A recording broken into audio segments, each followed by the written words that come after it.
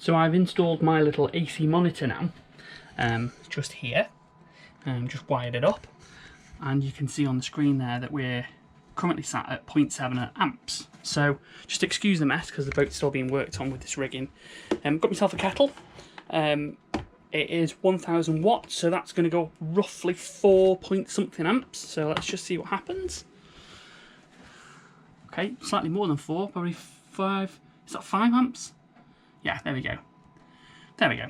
So there's a little bit of an inrush of current, and then we've gone up now, so we're currently sat around 6.1 amps, 5.8, as that kettle starts to boil.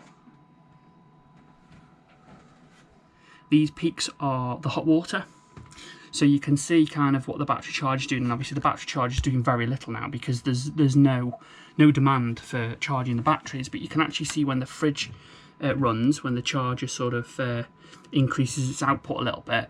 This is the fridge running here, so you can see the fridge comes on and the hot water's popped up at the same time on that particular one, so that's why that spike is higher than that spike.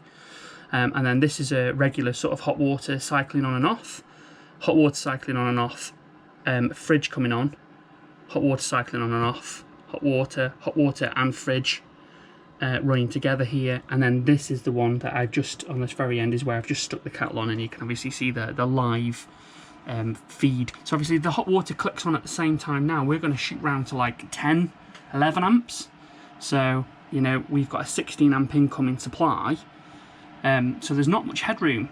And this is what I was kind of saying before about is kind of understanding in the background what those systems are doing. And you've got no control over when that hot water comes on other than actually going and switching it off.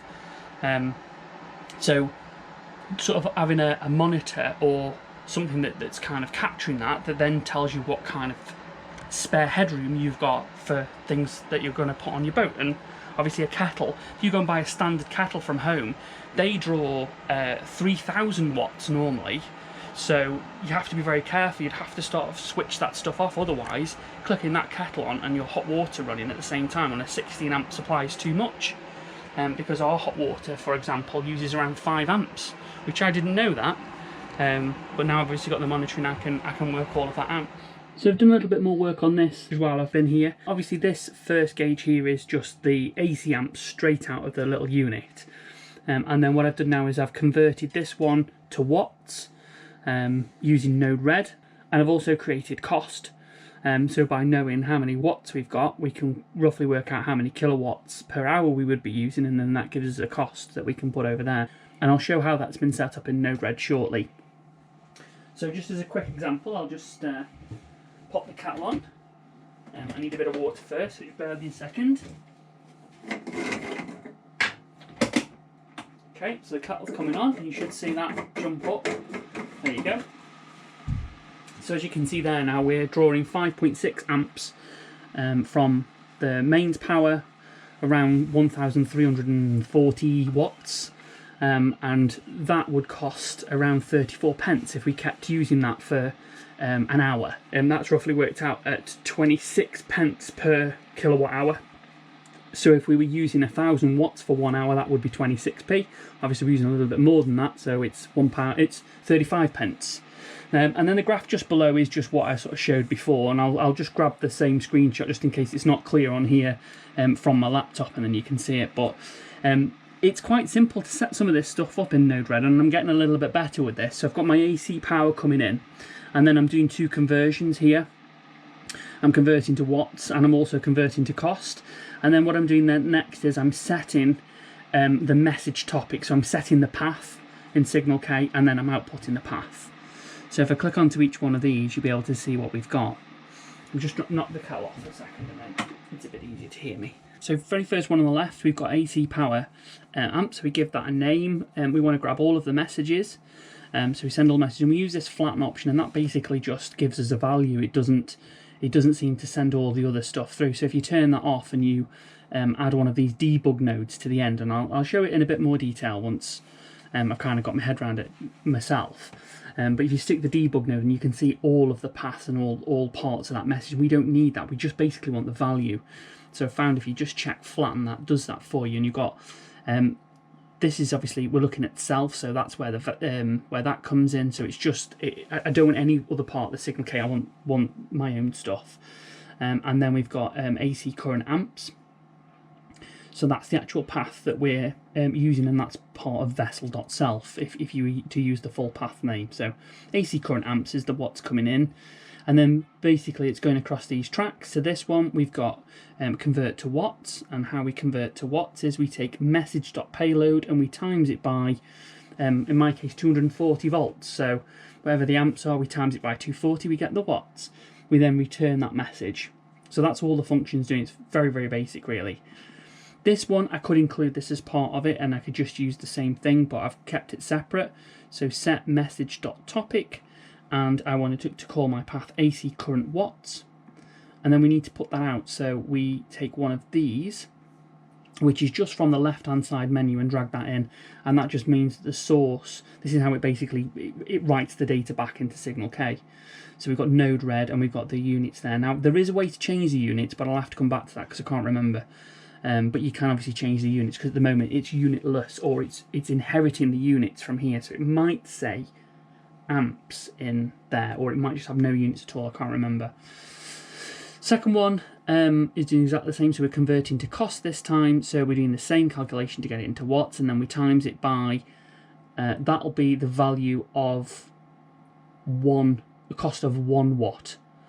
So that's in there, that's how much 1 watt costs. So it's just, for me, I picked 26p because it's 26p at home. I don't actually know what we pay here, but we could work it out. We could also throw in the standing charge as well somehow and work that out. Yeah, it's just messed about, just a cost. Same thing's happening next, and I've called this one just AC cost. And then basically we're chucking those values, and you can see it actually working. So you can see it coming in. There's the value coming in, and this is what it's sending out. So it was sending 5 amps. The hot water must have just come on. So if I click the kettle on again now, and I go back to here, it should be really quite high now. Quickly, go. There you go. So we're drawing 10.5 amps at the moment, 2,485, 2,500 watts, costing me around 65 pence if I was paying for the electricity. But I'm not. But yeah, if I was paying for electricity, that's what it costs. And there, the hot water's I think, just clicked off. And we've just gone back down now to the kettle, so that'll rejig itself in a second and go from there. So that's basically how it's working. Once you're in, let me turn the kettle back off. I will get that cup of tea in a second.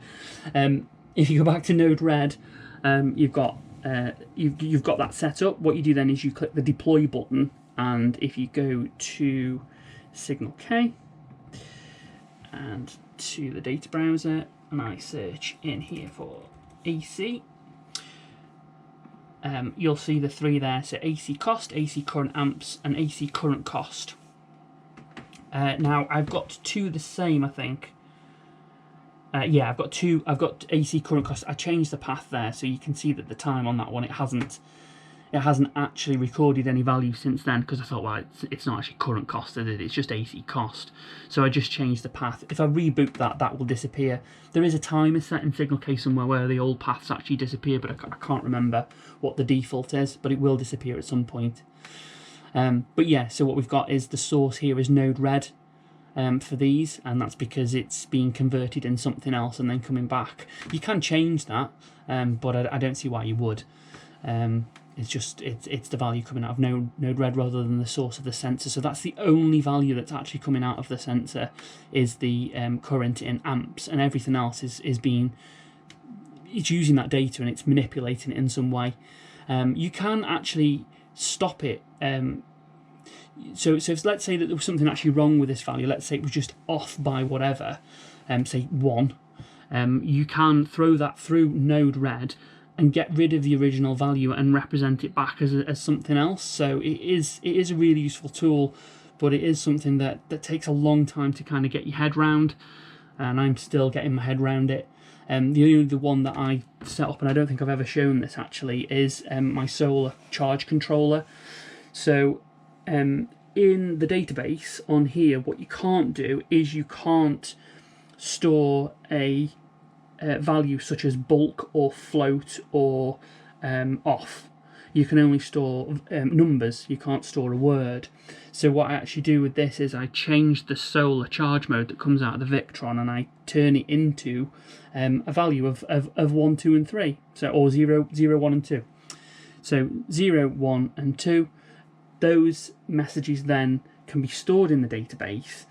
And then what I can do then is I was going to try and make a really nice graph in Grafana to show the different values. So the plan was in Grafana was to show the different values in there, so that you could see when it had bulk charged part of the charging cycle.